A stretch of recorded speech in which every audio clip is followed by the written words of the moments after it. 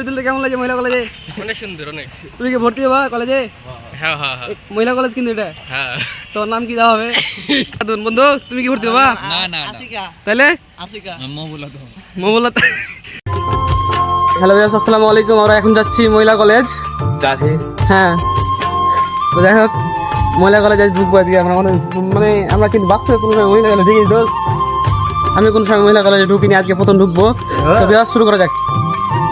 তো এভরিওয়ান, আজকে আপনাদের সবাইকে দেখাবো মহিলা কলেজে কি কেমন জায়গা।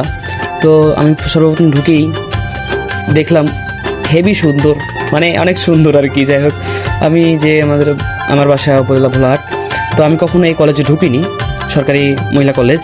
তা আসলে অনেক কিন্তু সুন্দর। আর আমরা সকালে আসছি আজকে, তো সকালে আসার কারণে কোনো ছাত্রী আসেনি এখনও কলেজে।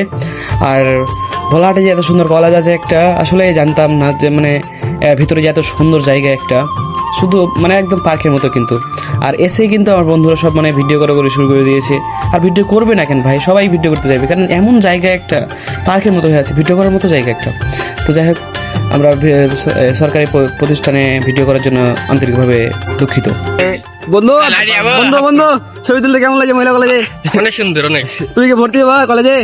হ্যাঁ হ্যাঁ হ্যাঁ মহিলা কলেজ কিন্তু এটা। হ্যাঁ। তোর নাম কি দেওয়া হবে? মেয়াদি খাতুন। মেহেদি খাতুন। বন্ধু তুমি কি ভর্তি হবা? না তাহলে মহুলা মহুলা। আচ্ছা ঠিক আছে, ধন্যবাদ। হাত